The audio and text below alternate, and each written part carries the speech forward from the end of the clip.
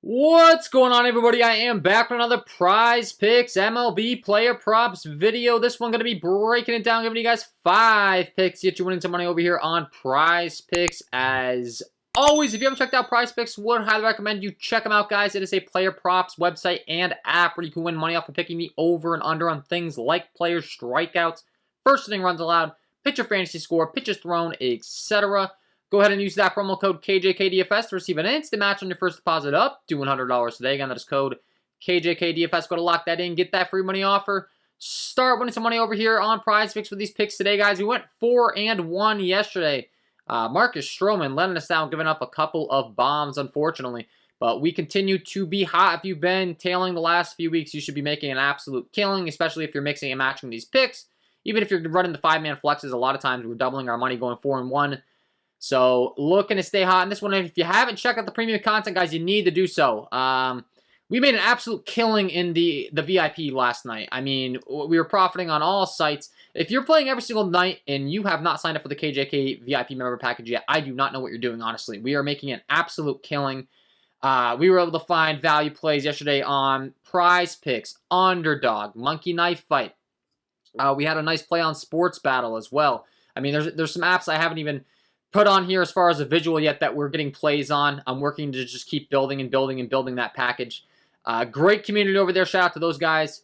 And I'm going to work on getting some winning screenshots up to give a shout out to them every single night too, because we're just making a killing in the winner circle Discord. So many winning screenshots. I'm going to find a way to be recognizing those members. But if you haven't signed up, you need to sign up if you're playing every single night. If you're not playing every single night, you're playing small money, you're just playing here and there.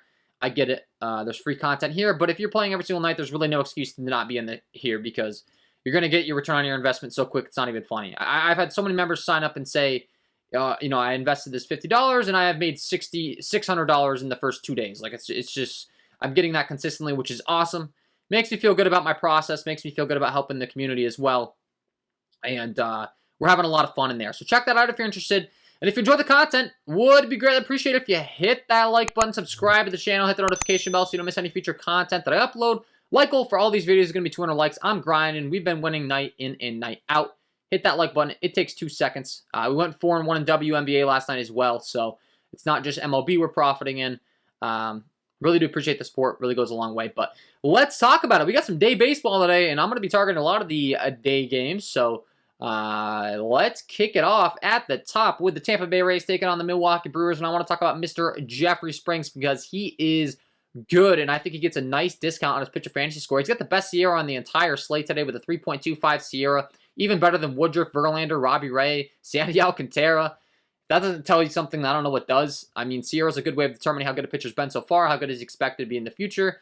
Kind of, weighing in all of his underlying metrics. That's really impressive. He's got a 26% K overall, only a 5% walk rate, 13.2% swing strike rate. Ground ball, fly ball stuff isn't the best, but honestly, he's pretty solid against righties. It's the lefties that have given him a hard time, believe it or not. He's got a 27.9% K rating against those righties and only a 20.9% K rating against the lefties. And he gives him a 456 slugging to lefties. But if you look at the projected lineup for the Milwaukee Brewers, they're only expected to have one lefty in the entire lineup, and that's at the top with Christian Yelich. And then you get past him. A lot of righties to be had. They only have a 4.16 implied total. And what I'm really interested in is the pitcher fantasy score because I think this is a real nice discount. 26.5 pitcher fantasy score. I'll gladly take the over. He's expected to get 5+ strikeouts. The pitch count's there as well. You look at his recent performances as far as what he's done. If he can have a repeat performance of last time, which is what I'm kind of expecting, we will be very happy with that. Against Detroit, he had 6 innings pitched, 6 strikeouts on 85 pitches. He's going to get that quality start for the 6 innings. He got the win in that one as well, so you would have got the 6 points for the win. Not exactly anticipating that he gets the win in this one, but I don't think he needs to with where his pitcher fantasy score line is set. So I'm all in on this. If he gets the win, fantastic. If his offense is able to give him some run support, we're not going to be targeting Woodruff on the other side on this ticket today. So I will not be complaining if the Rays are able to get him some run support. I will not be complaining if he's able to get 10 strikeouts. But I'm just saying the bare minimum for him to hit the over. Looking really, really good here. I do think there's some good value. So I like the over 26.5 fantasy score for Jeffrey Springs. Pick number 1 here. Pick number 2, we're going to be heading down to another game where I think we can get some nice discount at a fantasy score. And we're talking about Josiah Gray because he gets to take on the Chicago Cubs. The other thing I didn't mention is the Milwaukee Brewer lineup strikeout rates. Obviously, we got to go over that. We need the strikeouts. Starting from the bottom up with Taylor, 25% for him, and then 19, 44, 26, 21, 21, 27, and 23, respectively, for this Milwaukee Brewers lineup. So a lot of strikeouts in there. Not obviously that's kind of factored into the Vegas lines and stuff, like I said, with the strikeouts. But same thing can be said for the Chicago Cubs. There's going to be a lot of strikeouts in this one, and we get to target Josiah Gray today, who has really good strikeout stuff. You're looking at his strikeout stuff across the board. He's got a 26.7% K rate overall with a 12.7% swinging strike rate, 28% K rate against righties, and a 25.1% K rate against lefties. So really good K stuff across the board. Does have some split issues against left-handed bats, but luckily for him, there's not expected to be too many left-handed bats in this Chicago Cubs lineup. You got Rafael Ortega at the top of the lineup. You got Ian Happ in the 3 spot. You have Zach McKinstry in the 7 spot, and that's it. So he has to face 3 lefties throughout the entire lineup. Those are really the handedness of hitters that gave him an issue. And the pitch count's fantastic. The strikeout stuff's fantastic. And once again, kind of similar to Jeffrey Springs, I think we're getting a really big discount on the fantasy score. These guys are kind of similar plays for me. Josiah Gray has been terrible at times. He's given up his fair share of runs, but keep in mind, I mean, he's taken on some pretty tough offenses as of late. The Phillies, the Cardinals, the Dodgers, the Mariners aren't exactly the toughest of lineups, but I can tell you one thing, the Cubs lineup is a lot worse than them. Look at the pitch count, 95, 94, 97, 100. The strikeouts have been fantastic, 11, 7, 6, 6.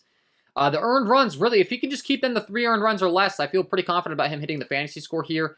And Vegas isn't exactly anticipating him to get blown up too bad with a 4.37 implied total. I think a lot of that weighs in the Washington Nationals bullpen, which is one of the worst bullpens in the league as well. So keep that in mind.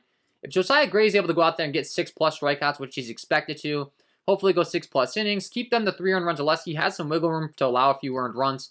Really like his success rate here on only a 24.5 fantasy score. So we'll be taking the over 24.5 fantasy score here for Josiah Gray. Pick number 2. Pick number 3, we're going to be switching it right back over to the other end because we have a little bit of a different situation with Justin Steele. He's not quite as heavy of a strikeout guy, but does have some pretty good underlying metrics, does have a pretty decent pitch count as well, and really good in the hard contact stuff. When he gets to take on a really watered-down Washington Nationals lineup now, man, since the trade deadline, getting rid of Josh Bell, getting rid of Juan Soto, there are some names in here. I wanted to target them last night with Marcus Stroman. Unfortunately, it came back to bite us. I'm going right back to the well, though. There's a left-handed hitter on the mound as far as I'm concerned. The strikeout rates are there. I mean, Justin Steele, you look at his underlying metrics, really good ground ball, fly ball stuff, really good hard contact stuff. He's got a 23% KO overall, 9.2% swinging strike rate. Heavy juice on his over 4.5 strikeouts as well, so he's expected to get 5+ strikeouts. Really good ground ball, fly ball stuff against those righties. Good hard contact stuff. Really good ground ball, fly ball stuff against the lefties. Good hard contact stuff there.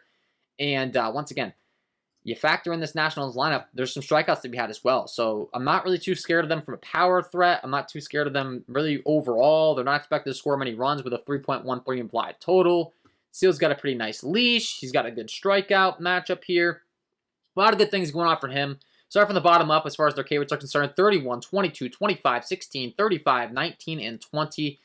Some names in here we haven't even seen a lot. Joey Meneses, I mean, he had a home run last night, but a young guy that, or I'm sorry, not a young guy, kind of a middle-aged call-up, a 30-year-old plus slugger from the minors. So I'm not too scared about this lineup, man. And I think Steele gets the win. He's pushing a 200 favorite as a 195 favorite. Like I said, we're targeting Josiah Gray on the other side, but with his strikeouts, there's kind of a little bit of room for error for him to give up a couple of runs. I'm not expecting him to get beat up too bad, but maybe 2 or 3 earned runs. Run it back on the other side. Steele, he doesn't quite have as much strikeout upside, but I don't think he gets up as many runs, limits the damage. I like the over 30.5 fantasy score for him.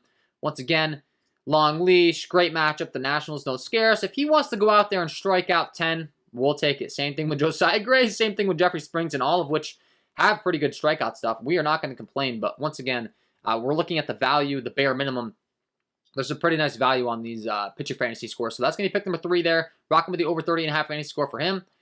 Pick number 4, we're going to be headed down to Mr. Paul Blackburn, which is not a name I thought I'd be mentioning, but he gets to pitch in the Oakland A Coliseum. It's one of the best pitching environments in baseball, if not the best pitching environment in baseball. Pulling up the diagram as far as Oakland's concerned, you can see a lot of red going on in Oakland. Not a good hitting environment. Definitely a good pitching environment, though. And he gets to take on an LA Angels squad that only has a 3.61 implied total. Vegas not expecting them to do anything. You're looking at Paul Blackburn's numbers across the board as far as how he's been doing on the season. Respectable 19.1% K rate. He doesn't walk anyone with a 6.4% walk rate, 9.6% swing strike rate. He's got good ground ball, fly ball stuff. Only a 17.7% K rate against those righties, but it ticks up to a 20.3% K rate against lefties. Once again, he does have a little bit of hard contact issues against those lefties, a little bit of fly ball issues, but the ballpark should mitigate the risk a little bit on that. He's got a pretty nice pitch count. They did have an early leash on him in one of his games recently, but You look at the game logs as to why that was. I really think they just were looking for a little bit of confidence in him. He had given up 6, 5, and 10 earned runs. He went through 5 innings without any allowed runs against the White Sox. Got pulled at 62 pitches in that one. Last time, right back to his normal leash, though. 92 pitches. He had 3 strikeouts, 4 earned runs. He did give up 4 home runs in that game against this same Angels squad. Keep in mind, that was in LA. This is a much better hitting environment in Oakland. And with the 90-plus pitches, with how deep he's expected to go into the ball game, with him expected to get a win here, even with Vegas, I mean, I'm not relying on the win for him to clear the over. Once again, this is a value where I think he can clear the over without the win. If he goes 6+ innings, allows, 0 earned runs, which I think is very realistic, maybe 1 or 2 earned runs, get some strikeouts along the way. He's favored to get at least 5 strikeouts. I really do think there's a lot of good value on the over 26.5 fantasy score for him. So similar to what I talked about with like Josiah Gray, Jeffrey Springs, just in the low 20s. The leash, the strikeouts, his strikeout props are making me a little bit scared that he might push, but I do think there's some nice value in the pitcher fantasy score. So pick number 4, we're going to be rocking with the over 26.5 fantasy score for Paul Blackburn. And pick number 5, we're going to be headed down to the Seattle Mariners, taking on the New York Yankees. And we're going to talk about Robbie Ray because, once again, he is in one of the best pitching environments in baseball in Seattle. Once again, he is a heavy strikeout guy. He does have some hard contact issues, but the ballpark should help keep the ball in the yard, and the Yankees are dealing with some injuries right now. This is a bit of a watered-down Yankees lineup. There's no Anthony Rizzo. There's no Giancarlo Stanton. Now there's no Matt Carpenter. Definitely dealing with some injuries. This is not the same Yankees lineup that we've been worried about. They're on the road in Seattle, big ballpark downgrade. And once again, I think there's some nice value in the Robbie Ray fantasy score. He's expected to get at least 6+ strikeouts in this matchup. You look at his underlying metrics, the strikeout stuff's fantastic. He's got 28.1% K overall with a 15% swing strike rate. Once again, the ground ball, fly ball stuff, hard contact stuff can give him some issues. Specifically against right-handed hitting, usually he gives up a little bit of bombs. But he's got a 26.9% K rate against those righties, a 33.7% K rate overall against those lefties. And to be honest with you, as far as the Yankees lineup right now and who I'm worried about taking him deep, there's really probably only 2 guys in there. And that's going to be Aaron Judge and Gleyber Torres. Both have absolutely mashed off lefties. I guess Jose Trevino as well. LaCastro, I mean, they have some decent numbers. But once again, the ballpark. And then the strikeouts, starting from the bottom up with Handuar, 15, 18, 12, 11, 25, 21, 20, 30, and 12.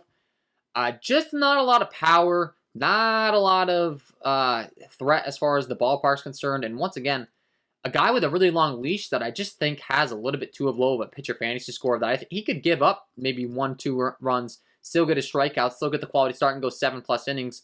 106 pitches last time out after having a couple of tough starts against the Houston Astros who seem to be Robbie Ray's kryptonite. I mean, you look at the time before against Texas, he had 106 pitches, 12 strikeouts, 3 earned runs the time before, 6 strikeouts, 6 innings pitched, 1 earned run. That's kind of a good example of what we might see in this matchup. That would be a great line.